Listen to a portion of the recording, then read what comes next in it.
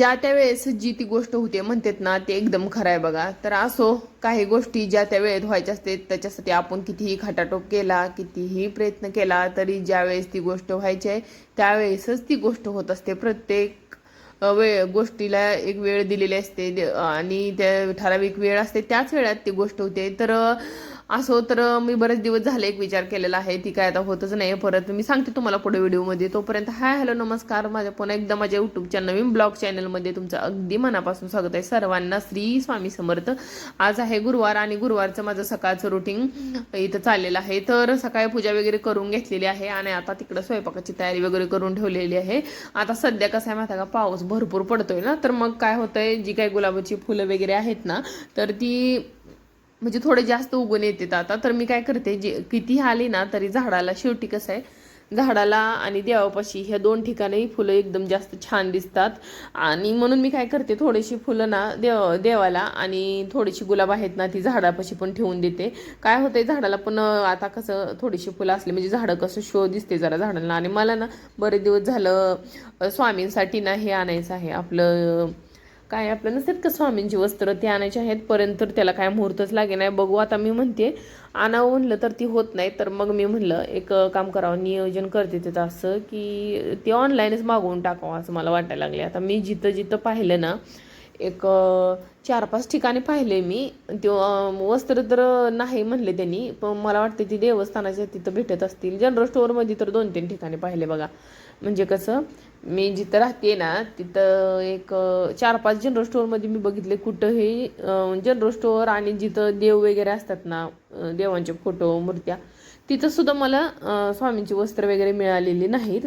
तर मी काय करते आता, डायरेक्ट जे काय आपलं देवस्थान असते ना, रांजणगाव, थेऊर अशा ठिकाणी गेलं ना तर तिथं असते, तिथून आणते. आणि मला एक ना ते गुरुवारी वगैरे पूजा करतात ना, लक्ष्मीचं ते मुखवटा असतोय का, तो मुखवटा पण आणायचा आहे. तर ते पण आणेन म्हणते, पण त्याला पण काय लय दिवस झालं काय म्हणजे आणणंच होई नाही मला. आता मी तुम्हाला सांगते, किती आपण ठरवलं ना, तर ज्या त्या टायमिंगला व्हायची गोष्ट ती त्याच टायमिंगला होते. आपण किती खटाटोप करून त्याचा काहीच फायदा होत नाही. त्याची त्या गोष्टीची योग्य वेळ असते, त्या वेळेत ती गोष्ट होते. तर आता मी थोडक्यात तुम्हाला सांगते, मी किती दिवस झालं, जवळजवळ 6 महिने, एक 6 महिने 7-8 महिने झालं असेल म्हणत होते स्वामींची मूर्ती आणायची, स्वामींची मूर्ती आणायची असं म्हणून म्हणून मी किती फिरले. पण मला जसं पाहिजे असं नाही की मूर्ती भेटत नाही असं नाही, पण मला जशी पाहिजे होती ना तशी मूर्ती मला भेटली नव्हती.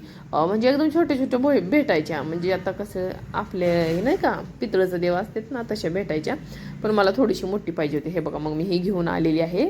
आणि ही मूर्ती मला जवळजवळ 7 ते 8 ठिकाणी शोधून नंतर 2-3 दिवस शोधल्यानंतर सापडले. तुम्हाला मी खरी गोष्ट सांगते, कारण मी देवस्थानाच्या ठिकाणी शोधलं. मी थेऊरला पण शोधलेली. तर थेऊरला काय झालेलं, होती तिथं, पण एकदम छोटी होती. आणि त्याच्यानंतर त्याच्यापेक्षा थोडी मोठी, अशा 2-3 नमुन्याच्या होत्या फक्त. आणि मोठी काय एवढी मोठी नव्हती कुठं. आणि मी अजून कुठं बघितलेली, आणि कुठेतरी जनरल स्टोअरमध्ये बघितलेली. तर तिथं जनरल स्टोअरमध्ये कसं होतं, हे होतं आपलं वडाचं झाड नसते का, तर वडाचं का ते स्वामींचं झाड असते की ते, तर वडाचं झाडाचे जसं झाड ते मोठं होतं आणि स्वामी बारके होते छोटे.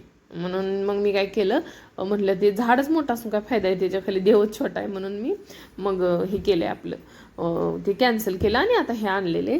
तर कसं आहे, बरेच दिवस झालं मी म्हणत होते, पण हे पण काय भेटलं नव्हतं, देव आला नव्हता. तर आता स्वामींची पण मूर्ती आणली. कसं आहे, जर गुरुवारी मला लागत होतं अभिषेक वगैरे करायला, आणि हे आपली म्हणजे अभिषेक पण करायला होतोय. आणि ही मूर्ती अशा ना, ह्याच्यावर कितीही अभिषेक वगैरे केला ना तरी मूर्ती खराब होत नाही. मग काय ते वेगळंच काहीतरी संगमनेर काहीतरी आहे ती मूर्ती, म्हणजे छान क्वालिटीची, चांगल्या क्वालिटीची आहे. शेवटी देव तो देव असतोय, क्वालिटी वगैरे असं काही नसते. पण शेवटी कसं आहे, आता आपण त्याला सारखं म्हणजे अभिषेक वगैरे करणं म्हणलं तर, केलं म्हणलं तर ती थोडंसं व्यवस्थित लागते ना. मग लवकर खराब झालं तर मग परत हे होते. म्हणून मी थोडंसं बघून घेतली, उशिरा का होईना. मग आता तसंच मला मुखवटा पण घ्यायचा आहे.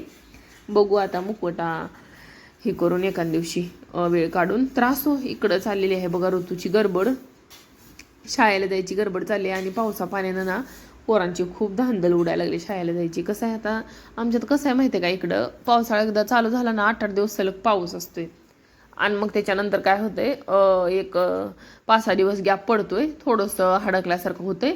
आणि थोडं हडकल्यासारखं झालं, थोडं ऊन वगैरे यायला चालू झालं की मग ऊन 1-2 दिवस पडते, त्याच्यानंतर फिरशे मग ते हाय ते रिटर्न दिवस महागारी. म्हणजे हाय ती म्हणजे पाऊस भरपूर असं पडतो एकदमच, एका दिवशी भरपूर पाऊस, सगळं पाणी पाणी.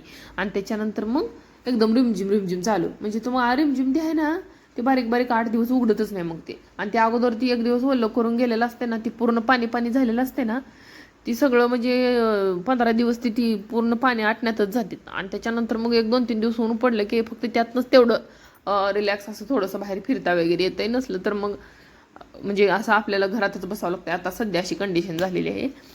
तर असो, पावसाळा सुद्धा तेवढाच महत्त्वाचा आहे, प्रत्येक गोष्टीला तेवढंच महत्त्व आहे. हे पण तेवढंच खरं आहे, कारण कसं आहे, आपण जसं पाहिजे तसं आपल्या हिशोबाने सगळ्या गोष्टी केल्या तर मग निसर्गाचं काय होणार ना. तर आता माझी इथे सकाळची सगळी कामं वगैरे झालेली होती, म्हणून आता काही भांडी वगैरे स्वच्छ केली, किचन वगैरे स्वच्छ केलं. आणि किचन वगैरे एकदा सकाळचं सगळं आवरून स्वच्छ केलं ना तर मग बरं वाटते. आणि फक्त ना पीठ मळून ठेवलं होतं मी, ती मला एक्स्ट्राची चपात्या करायची होते त्याच्यासाठी ठेवलेलं आहे. कधी कधी आपलं रुटीन वेगळं असलं ना, एक एक दिवशी रुटीन आपलं किती पण रुटीन व्यवस्थित असतं, एक एक दिवशी इकडं तिकडं होत असते. कारण आपण काय करतो, मी आता माझं कसं होतं, गुरुवारच्या दिवशी थोडी गुरुवार आणि असं सोमवारी तेवढी मी देवपूजा लवकर करते. कारण कसं आहे, आमच्या कामाच्या वेळेनुसार आम्हाला ॲडजस्ट करावं लागते, पोरांच्या शाळेनुसार ॲडजस्ट करावं लागते. नाही तर शनिवारी पण माझी ना देवपूजा लवकर होते. कारण शनिवारी कसं असते, मुलं शाळेला लवकर जातात आणि त्यांनी लयच लवकर जातात एकदम. म्हणजे त्याच्यामुळं काय होते, शाळा त्यांची थोडीशी लांब आहे, त्यामुळे घरून पण लवकर निघतात. त्यामुळं मी काय करते, त्यांच्यासाठी लवकर उठते. त्यांच्यासाठी लवकर उठलं की मग माझं पण आवरून घेते आणि मग देवपूजा पण लवकर होते. तर असं होतं ते. तर जसा वेळ भेटेल तसं आमचं चाललेलं असते, रिलॅक्समध्ये कसं असेल तसं जगायचं. आता कसं आहे माहिती का, प्रत्येक गोष्टीला लई टाईम लावून असं ठेवणं पण ती काही लाईफ नाही म्हणा. पण थोडंसं वेळेचं नियोजन केलं तर मग सुखी राहतो आपण. लई पण वेळेचा म्हणजे हे करायचं नाही, नुकसान. तर असा होता बघा आजचा व्हिडिओ. उद्याच्या नेक्स्ट